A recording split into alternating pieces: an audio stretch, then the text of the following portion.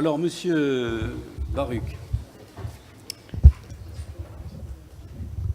Monsieur le maire, mes chers collègues, en préambule, j'aimerais rappeler que l'hôtel du Palais est un dossier extérieur au pacte municipal, vu qu'aucun d'entre nous n'avait proposé de projet précis sur son avenir dans son programme. Je m'exprime donc en toute liberté sur ce dossier, que j'ai également pu appréhender en tant qu'administrateur de la Socomix.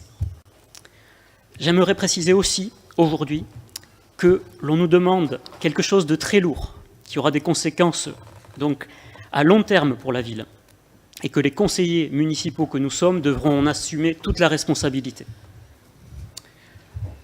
Alors, vous proposez donc aujourd'hui un bail amphithéotique entre la ville de Biarritz et la SEM Socomix pour les 75 prochaines années.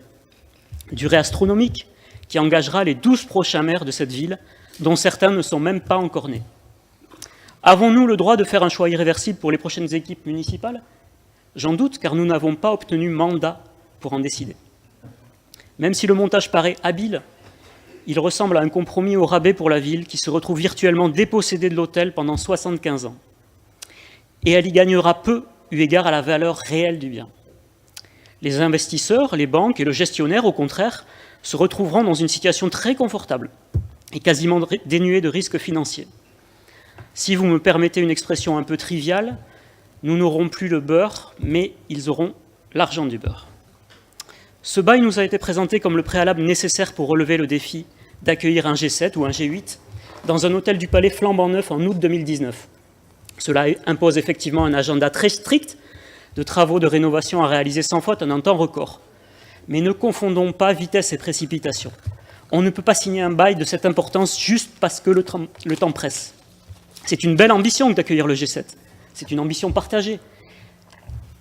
Mais il ne s'agit que d'un objectif à court terme. Les conseillers municipaux que nous sommes doivent en faire abstraction pour se projeter sur le long terme et se prononcer dans le sens des meilleurs intérêts de la ville sur le temps long.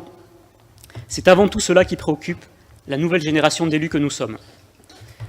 Pris sous cet angle d'une vision à long terme, le bail que vous nous proposez apparaît tout de suite beaucoup moins séduisant. Il laisse en effet planer de nombreuses zones d'ombre et d'incertitude sur l'avenir. Nous sommes toujours en attente des scénarios de remboursement de l'emprunt historique que la Socomix va contracter.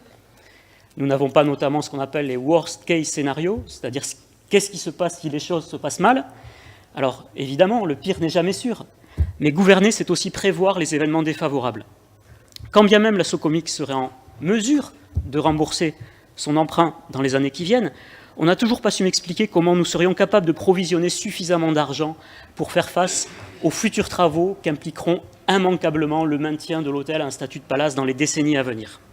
Les exigences du grand luxe évoluent vite et il se peut que pour rester dans la compétition internationale, il faille plus tôt que tard réinjecter de fortes sommes d'argent pour maintenir l'hôtel au niveau palace. Le seul horizon que nous avons aujourd'hui est celui d'une vie à crédit pour l'hôtel du Palais, dont nous remettrons le sort à nos créanciers. Parlons de la redevance. Un bail amphithéotique offre par principe un loyer modique par rapport au loyer auquel nous devrions légitimement prétendre. Alors pour comprendre le pourquoi du comment, je me suis penché sur l'histoire du bail amphithéotique. Le bail amphithéotique, initialement, on le trouve d'ailleurs dans le code rural et de la pêche maritime, c'est pas pour rien, parce qu'il était destiné aux agriculteurs. C'est-à-dire qu'on mettait à disposition des terres dont le propriétaire ne pouvait pas assurer l'entretien à des agriculteurs qui n'avaient pas les moyens. Donc on comprenait aisément l'intérêt pour les deux parties. Aujourd'hui, c'est vrai qu'il est banal d'avoir des baux amphithéotiques pour des immeubles, mais aujourd'hui, ce ne sont plus des agriculteurs qui en profitent, ce sont des promoteurs, des investisseurs, des hôteliers, comme c'est notre cas ici. Mais pourquoi diable, nous, ville de Biarritz, devrions-nous nous contenter d'un loyer largement inférieur à ce que représente notre bien? La ville de Biarritz a des besoins importants de rentrée d'argent pour financer les infrastructures et les services auxquels aspirent légitimement les citoyens biarros et a fortiori les clients d'un palace. J'y reviens. Ce loyer avait été évalué il y a tout juste un an à 4 millions d'euros par un célèbre avocat local spécialisé dans le droit immobilier, maître Jean-Benoît Saint-Cric, pour ne pas vous nommer. Je vous cite, maître. Compte tenu de la valeur de cet hôtel, mur et fond, que vous évaluiez alors à 200 millions d'euros, n'importe quel propriétaire exigerait un loyer de 4 millions d'euros par an. Pourquoi dans ce cas se contenter d'un loyer inférieur à 1 million d'euros? Quand son bien en justifie le quadruple. Alors certes, dans notre cas, l'affaire serait difficilement viable, on le sait, avec un loyer ramené à son juste niveau.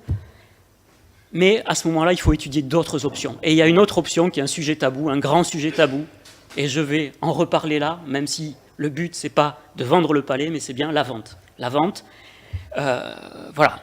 Et il y a une question cruciale à laquelle nous n'avons jamais eu de réponse. À combien est évalué l'hôtel du Palais, murs et fonds? Je me suis amusé à faire une petite conversion très intéressante sur le prix d'achat de cet hôtel. Donc la délibération nous indique que nous l'avons acheté pour 120 millions d'anciens francs en 1955. En allant sur le site de l'INSEE, j'ai regardé l'équivalent en pouvoir d'achat en euros d'aujourd'hui. Je m'attendais à une somme bien inférieure et je pensais qu'on avait acheté le palais pour une bouchée de pain. Que nenni. En euros d'aujourd'hui, tenez-vous bien, le palais vaudrait 261 millions d'euros. 261 millions d'euros. Plus que la valeur à laquelle on estimerait pouvoir le vendre. Alors, rien ne dit que la valeur intrinsèque du bien n'est pas largement augmentée depuis, compte tenu du prestige du palais, de sa localisation unique en front de mer et de l'évolution à la hausse des transactions immobilières récentes sur des biens d'exception. Vous avez des biens d'exception aujourd'hui qui se vendent des centaines de millions d'euros. Voilà. Donc, quel que soit le prix réel de l'hôtel à la vente ou à la location, l'évidence pour moi est qu'il faut aspirer au meilleur prix pour la ville. Même si nous ne vendons pas le palais sous ce mandat, ce n'est pas l'objectif, encore une fois, on n'a pas de mandat pour ça, mais on n'a pas non plus de mandat pour empêcher cela à nos successeurs. Et ça, je crois que c'est important parce que il faut garder des possibilités, on ne sait jamais de quoi demain sera fait, et notre seul actif de valeur, j'ai envie de dire, à l'heure actuelle, c'est l'hôtel du Palais. Voilà. Alors, de facto, de toute manière, en signant ce bail amphithéotique, nous allons être dépossédés de l'hôtel du Palais. Entre guillemets, nous ne serons plus que nus propriétaires. Et d'ailleurs, nous ne serons plus qu'un roi nu à la Socomix, car nous devrons demain nous plier aux desiderata des autres actionnaires pour résoudre la quadrature du cercle, c'est-à-dire rendre profitable un hôtel saisonnier. C'est quasiment mission impossible et on connaît les seules marges de manœuvre qui sont malheureusement toujours les mêmes, fermer l'hôtel une partie de l'année ou jouer sur la masse salariale. Bien sûr, personne autour de cette table n'a l'intention de jouer sur ces facteurs, mais demain, aurons-nous vraiment la possibilité d'être en position de force pour empêcher cela si on nous le demande? Je ne le crois pas. Dans ce contexte, la vente doit être une option à étudier, à explorer, en prenant évidemment les précautions nécessaires, parce que c'est possible. Le palais ne va pas se transformer demain en Pierre et Vacances ou en Ibis Budget. Non, ça, c'est pas possible. On peut faire en sorte que le palais reste un palace. Alors, bien sûr, la vente doit toujours être un dernier recours. L'attachement aux biens, vous mentionniez, monsieur le maire, l'attachement de certains biarros, mais ce ne sont pas tous les biarros qui sont attachés viscéralement à cette propriété, peut faire reculer l'échéance, mais un jour ou l'autre, nous nous heurterons à cette réalité financière.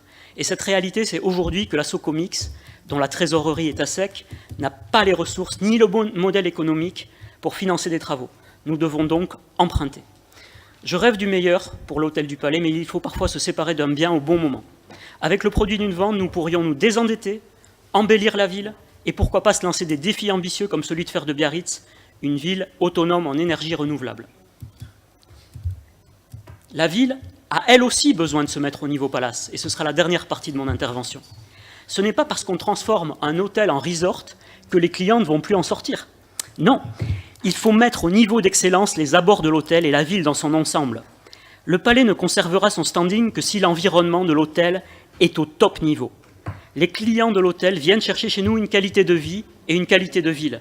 Nous devons donc rechercher l'excellence dans l'environnement urbain, l'excellence architecturale, c'est l'ambition poursuivie par l'AVAP, pilotée par Nathalie Moch, l'excellence culturelle, c'est le domaine de Jocelyne Castagnède, mais aussi l'excellence sanitaire. Et ça, c'est la délégation qui me concerne.